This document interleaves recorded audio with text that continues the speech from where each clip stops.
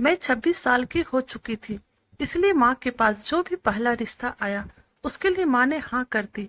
उन्होंने कोई छानबीन ना की, क्योंकि पिछले 2 सालों से मेरे रिश्ते बस टूटे जा रहे थे और माँ को लगता था किसी ने मुझ पर जादू करवाया है, इसलिए शादी से इनकार करने का सवाल ही पैदा नहीं होता था। अपनी बूढ़ी माँ का ख्याल करते हुए मैंने अपनी रजामंदी दे दी। मेरे ससुराल वालों की शादी की जल्दी थी। माँ ने भी हमारी हैसियत के मुताबिक सब कुछ दिया और जल्दी ही मेरी शादी कर दी। मुझे शादी के बाद पता चल गया कि पति तो बाहर मुल्क में काम करते हैं। शादी के चंद दिनों बाद ही वो वापस चले गए थे। मैं हैरान थी, उन्होंने यह बात पहले क्यों न बताई। मैं अपनी सास से पूछा कि आप लोगों ने पहले क्यों नहीं बताया, तो वो एकदम घबरा गई और इस बात का जवाब इस अंदाज में दिया जैसे बस इस बात को नजरअंदाज करना चाहती हो।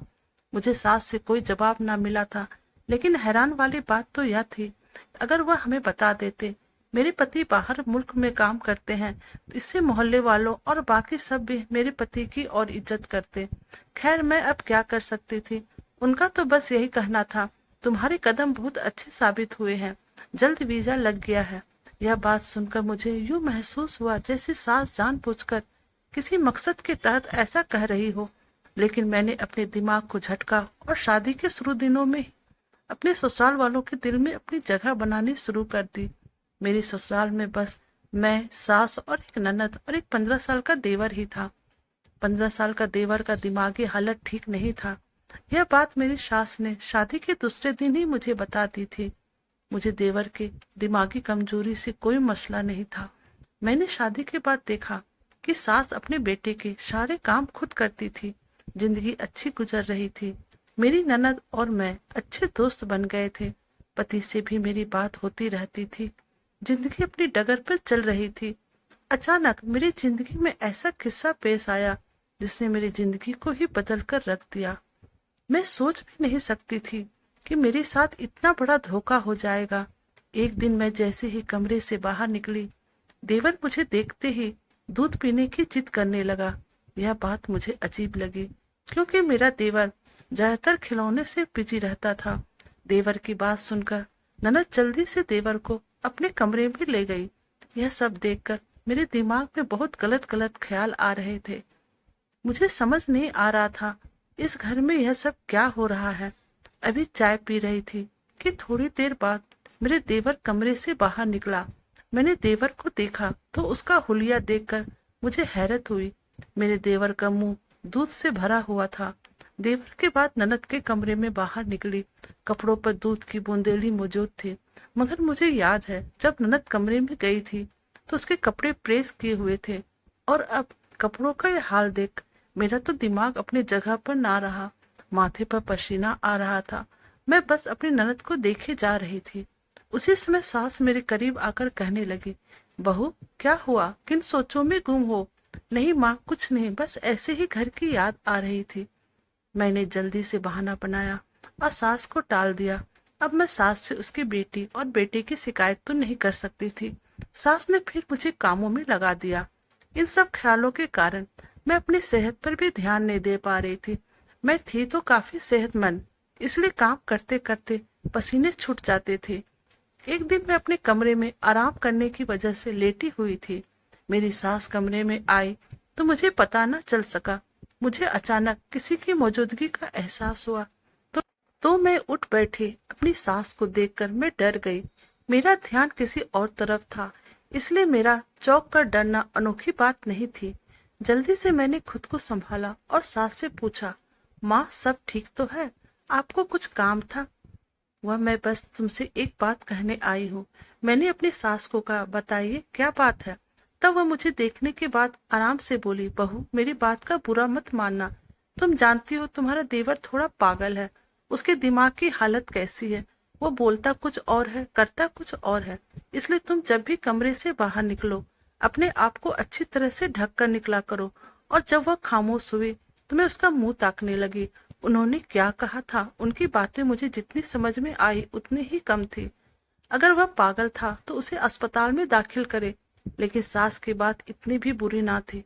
मुझे वाकई ख्याल रखना चाहिए था।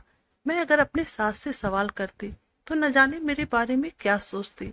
मैंने खुद को समझाया कि सही ही तो कह रही है, मुझे अपने पहनने उठने का ख्याल रखना चाहिए। इसके बाद मैंने सास को कुछ कहने का मौका ना दिया। मैं खुद अब ध्यान देने लगी थी। मैंने महसूस किया था सास अब काफी भरोसेमंद नजर आने लगी थी। एक दिन ननद बाहर गई हुई थी और मेरा देवर क्रिकेट खेल रहा था।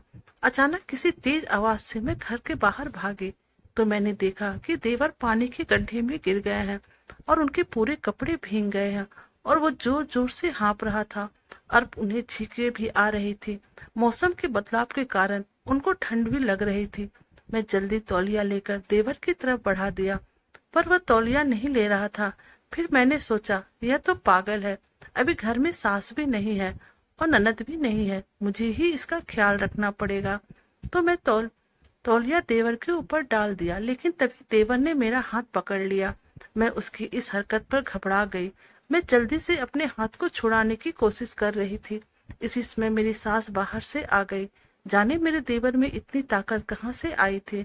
उसने इतनी जोर से मेरा हाथ पकड़ रखा था, मेरी तो सांसें फूल चुकी थी। सास ने आते ही मेरी तरफ देखा और आगे बढ़कर जल्दी से देवर के हाथों से मेरा हाथ छुड़ाया। मैं जल्दी से अपने कमरे में चली गई और जाते ही कमरा अंदर से बंद कर लिया। अपने देवर के इस हरकत की वजह से आज मैं सास और बाकी औरतों के सामने खुद को बार बार शर्मिंदा महसूस कर रही थी।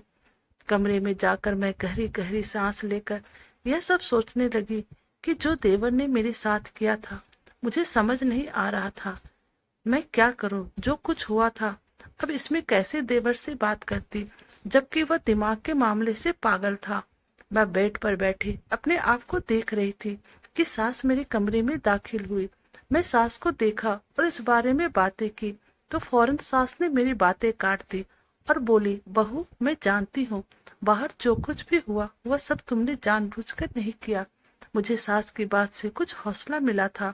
साथ में सास ने बहुत दुखी होकर कहा, बहू मेरा बेटा पागल नहीं है, वह बस दिमाग के तौर पर थोड़ा कमजोर है। तुम उसकी किसी बात पर बुरा मत मानना और दिल पर ना लेना।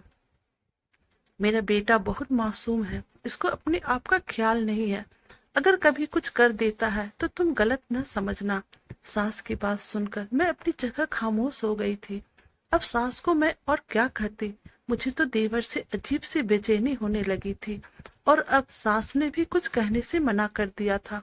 मैंने अपनी तरफ से कहा, मैं बुरा नहीं मानूंगी, लेकिन मैंने सोच लिया था कि मैं देवर से दूर ही रहूंगी, इसके सामने कम ही जाऊंगी। अगले दिन मेरा देवर बाहर बैठा खेल रहा था। मैंने पहली मर्तबा देवर को गौर से देखा। देवर अच्छी हेल्थ का था, इस बात का कोई शक नहीं था, और वह खूबसूरत भी था। मैं उसे इतनी गौर से देख रही थी। अचानक देवर ने जब मेरी तरफ देखा तो मेरे पास आकर एक बार फिर दूध पीने की जिद करने लगा। मुझे बहुत अजीब लगा और आश्चर्य भी हुआ कि देवर यह कैसी बातें कर रहा है। मैंने कुछ भी नहीं कहा और मैं वहां से चली गई। मैं अपने सास के पास जाकर बोली, आपका बेटा मुझे देखते ही अजीब सी हरकत करने लगता है। मेरी बात सुनकर सास के चेहरे पे चमक आ गई थी, जिसे मैंने गौर से देखा। तब सास बोली, नहीं ये तुम कैसी बातें कर रही हो, मेरे बच्चे को तो अपना होश ही नहीं, वह कैसे तुम्हारे बारे में गलत सोच सकता है, तुम्हें जरूर कोई गलत फहमी हुई होगी। मैं सास का जवाब सुनकर खुद ही खामोश हो गई। अब उनको और क्या कहती, उसकी नजर में तो उसका बेटा बहुत मासूम था। मैं खामोशी से बाकी काम निपटाने लगी। मैं रात होने के पहले ही सारे कपड़े छत से उतार कर ले आई थी। जब ननद के कपड़े उसके कमरे में देने के लिए गई तो दरवाजे पे दस्तक देने से पहले ननद तौलिए से अपने गीले बाल साफ करते हुए कमरे से बाहर आ गई। मुझे देखकर एक पल के लिए उसके चेहरे का रंग उड़ गया था। उसके बाद वह जल्दी से पानी पीने का कहते हुए बाहर की तरफ चली गई। हैरानी के साथ जाते हुए देखकर मैंने ज्यादा गौर नहीं किया। मैं उसके कपड़े बेड पर रख वापस जाने की वजह से जल्दी कमरे के अंदर चली गई, लेकिन अंदर जाते ही देवर को बगैर कमीज के उल्टे मुंह बेड पर सोते देखकर मेरे कदम वहीं जम गए थे। यह देखकर मेरे तो पसीने छूट गए थे। मैं जल्दी से कपड़े वहीं पर ऐसे ही रखकर बाहर की तरफ भागकर सामने से आते हुए ननद से टकरा गई। मेरे चेहरे के उतरे हुए रंग को देखकर वह बिल्कुल चुप खड़ी थी। वह उल्टा मुझ पर ही बरसने लगी और कहने लगी, भाभी आप देखकर नहीं चल सकती क्या। इसके बाद मैं और घबरा गई थी। इस वक्त मेरे दिमाग ने काम करना बंद कर दिया था। आखिर मैंने जो देखा वो क्या था। मैंने जो देखा वो तो बड़ा ही अजीब था। मैं ननद की बातें सुने बिना अपने कमरे में चली गई और दरवाजा उसके मुंह पे बंद कर लिया। मैं दिन भर की थकी हुई थी, ऊपर से जिस हालत में मैं देवर को देखा था उसकी वजह से डर महसूस कर रही थी। मुझे बहुत ही रोना आ रहा था और मैं अपने पति को याद कर रही थी। फिर मैं जाने कब तक रोती रही और फिर रोते रोते मैं सो गई। रात को ना जाने कौन सा वक्त था, मुझे नींद में खुद पर किसी के होने का एहसास हुआ। जल्दी से आंखें खोली और अंधेरा होने की वजह से मुझे कुछ नजर नहीं आ रहा था। तभी मुझे अपनी गर्दन पर किसी की उंगलियों का चुभन महसूस हुआ। मैंने चिल्लाते हुए उसे खुद से दूर करना चाहा। कुछ ही देर बाद मेरे ऊपर से कम हुआ तो मैं वहां से भागी और दौड़कर जाकर सास के कमरे का दरवाजा पीटने लगी। जल्दी से सास ने दरवाजा खोला और हैरानी से मुझे देखने लगी। मैं सास को देख रही थी क्योंकि वह गुस्से में लग रही थी। मैंने कुछ कहना चाहा, मेरे दरवाजे पीटने की आवाज सुनकर मेरी ननद भी वहीं पर आ गई थी और मुझसे बोली, भाभी लगता है आपने कोई ख्वाब देखा है। मैं तो चुपचाप खड़ी थी। तब सास बोली, बेकार के ख्वाब की वजह से तुमने मेरा नींद खराब कर दिया।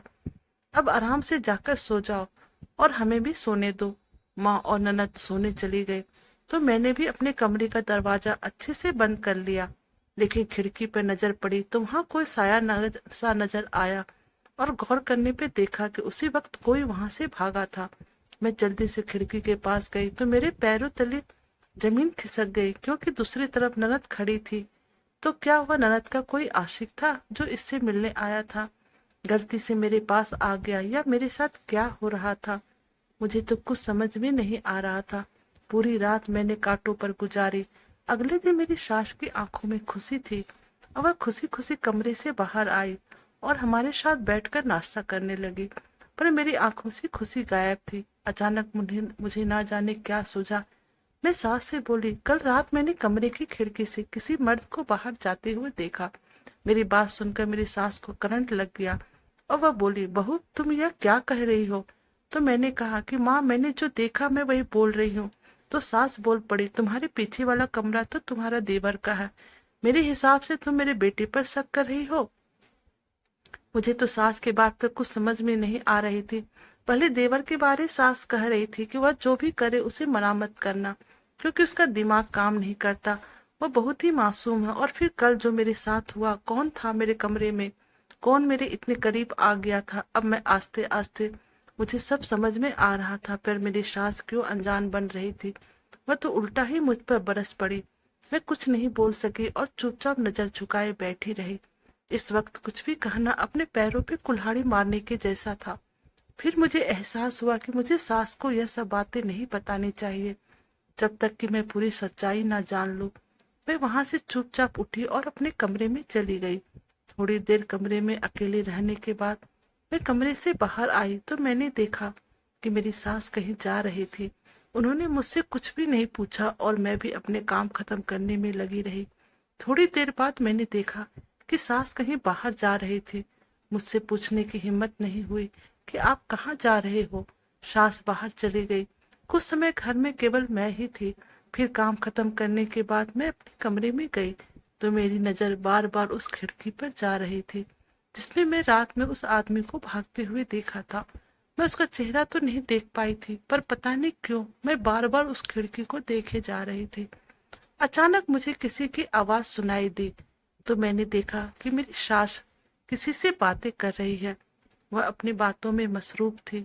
उसने मुझे नहीं देखा था। मुझे उनकी बात करने का अंदाज बिल्कुल भी सही नहीं लग रहा था। मुझे पता नहीं क्यों उन पर गुस्सा आ रहा था। मैं दबे पांव कमरे से बाहर निकली और दीवार के पीछे छिपकर सास की बातें सुनने लगी। करीब 7 मिनट तक मैंने जो बातें सुनी, वह बातें सुनने के बाद मेरे पैरों तले जमीन ही निकल गई। उनकी बातें सुनकर मैं उल्टी कदम वापस अपने कमरे में भाग आई और दरवाजा को अंदर से बंद कर लिया। मैं लंबे लंबे सांस लेने लगी। मेरा दिल बहुत तेज धड़क रहा था क्योंकि ना जाने उनकी किस साजिश की शिकार होने वाली थी। अचानक कमरे का दरवाजा तेज तेज बजने लगा। मैं जल्दी से बेड पर जाकर लेट गई और जाहिर किया जैसे मैं सो रही हूँ। सास कमरे की दूसरी चाबी से दरवाजा खोलकर कमरे में आ गई। मेरी आंखें बंद थी। थोड़ी देर खड़े रहने के बाद शायद जब सास को यकीन हो गया कि मैं सो रही हूँ तो वह दरवाजा वापस बंद करके चली गई। मैंने जल्दी से आंखें खोली तो मुझे यकीन था मेरी सास इस बात को यकीन करने ही आई थी कि मैं सो रही हूँ या नहीं। शायद उनको महसूस हो गया था कि किसी ने उनकी बातें सुनी है। मुझे अब सारी कड़ियां मिलती हुई नजर आ रही थी। मैंने सोच लिया था अब देवर और सास का राज जानकर ही रहूंगी, लेकिन मुझे कुछ खबर ना था कि इस सच से मुझ पर क्यामत गुजरने वाली थी। अगले दिन तेवर ने हद कर दी। वह मेरे करीब आया। उससे पहले मुझे हाथ लगाता मैंने उसे धक्का दे दिया और वापस कमरे में भाग गई। अब मुझे इस घर में रहना बहुत मुश्किल लग रहा था। पति भी मुझसे कांटेक्ट में नहीं था, उसे कुछ कह सकती। मेरा मायका भी दूर था और सास तो कभी मुझे अपने घर न जाने देती। मैं अगले दिन खरीदारी की सोचकर तैयार होकर सास के साथ मार्केट चली गई। वापस आने पर ननद मेरे लिए खास चाय बनाकर कमरे में ले आई और बोली, भाभी आप थक गई होंगी, मैं आपके लिए चाय लाई हूँ, आप इसे पी लीजिए, आपको बहुत अच्छा लगेगा। मैंने कहा, हाँ रख दीजिए, मैं पी लेती हूँ। और फिर ननद वहां से चली गई तो फिर मैंने चुपके से चाय गिरा दी। थोड़ी देर बाद बाहर से अजीब आवाज आने लगी। मैंने काफी दिनों से नोट कर रहा था कि जब ननद चाय बनाकर मुझे देती थी तो पीने के बाद मुझे नींद आ जाती थी और मैं सो जाती थी। आज इसलिए मैंने चाय नहीं पी थी। मैंने अजीब आवाज सुनकर जब बाहर जाकर देखा तो देवर और ननद दोनों एक दूसरे से चिपककर सोफा पर बैठे हुए थे और दोनों एक दूसरे के साथ अजीब अजीब हरकत कर रहे थे। थोड़ी देर के बाद सास की आवाज सुनाई दी कि जाकर जरा देखो, अब तक वह बेहोश हो चुकी होगी। अगर वह बेहोश हो गई होगी तो फिर मुझे आवाज दे देना। यह बातें सुनकर मैं उल्टे पांव अपने कमरे में भागी और जल्दी से अपनी आंखें बंद करके सोफे पर ही लेट गई। देवर मेरे कमरे में आए, मुझे बेहोश समझकर अपने हाथों से मेरे मुंह को अपने गिरफ्त में ले लिया। मैं बेबस थी, लाचार थी। तभी सास कमरे में आई और बोली, आज इस आफत से जान छूट जाएगी। कितने पापड़ बेलने पड़े हैं इस लड़की के लिए। मैं डर के मारे सोच रही थी कि जो बात मैंने सुबह सुना वह कहीं उल्टा ना हो जाए। मैंने अपने कमरे में कैमरा लगवा दिया था और अपनी सास की अजीब हरकतें देखकर पड़ोसियों से उनके बारे में बातें की थी। पड़ोसियों से उनके बारे में बात सुनने के बाद मेरी रूह ही कांप गई थी। वह लोग इतने करीबी रिश्ते को कैसे बदनाम कर सकते थे। इससे पहले मेरा देवर मुझे हाथ लगाता मैंने अचानक आंख खोल दिए और खींचकर एक साथ जोरदार थप्पड़ देवर को मारा। इससे पहले वह लोग मेरे साथ कुछ गलत करते पुलिस ने आकर उन सबको गिरफ्तार कर लिया था। पुलिस ने उन लोगों को और पति, जो दूसरे मुल्क में नहीं बल्कि दूसरे शहर में था, सभी को हिरासत में ले लिया। मेरे पति ने गुस्से में आकर मुझे तलाक दे दिया। वह लोग कोई माँ बेटा नहीं बल्कि एक गैंग था। वह लोग शादी के बाद ऐसे ही एक लड़के को देवर बनाकर मासूम लड़कियों की जिंदगी बर्बाद करवाता था और जो लड़की उसके झांसे में आकर फंस जाती थी फिर उसे ब्लैकमेल करके उससे पैसा लेता था। मैंने उन लोगों की तरफ मुड़कर भी ना देखा और अपने घर चली आई। मेरी माँ ने 2 साल के इंतजार के बाद मेरी दोबारा शादी करवा दी। इस दौरान माँ को बहुत सारी परेशानियों का सामना करना पड़ा था, क्योंकि तलाकशुदा होने की वजह से सब मुझे ही गलत समझते थे। लेकिन माँ के गांव के दोस्त जब उनसे मिलने आए, जिन्होंने यह सब जानने के बाद मेरा हाथ अपने बेटे के लिए मांग लिया और मेरी फिर से शादी हो गई थी। मैं शादी से बहुत डर गई थी, क्योंकि मेरा पहला शादी का तो जो तजुर्बा था वह बहुत ही भयानक था। लेकिन शादी के बाद अपने पति को देखकर मुझे यकीन हो गया कि इस दुनिया में अगर बुरे लोग हैं तो अच्छे लोग भी मौजूद हैं। बस सबसे एक गुजारिश है कि पैसों के चक्कर में आकर अपनी बेटियों का रिश्ता ना करे। पहले अच्छी तरह से जांचे परखे, उसके बाद ही अपनी बेटियों का शादी करने के बारे में सोचे, क्योंकि आजकल किसी पर भी विश्वास करना बहुत ही मुश्किल होता है। तो दोस्तों, आपको हमारी ये कहानी कैसी लगी प्लीज हमें कमेंट करके बताइएगा और प्लीज आप हमारे चैनल को लाइक और सब्सक्राइब कर दीजिएगा। Thank you.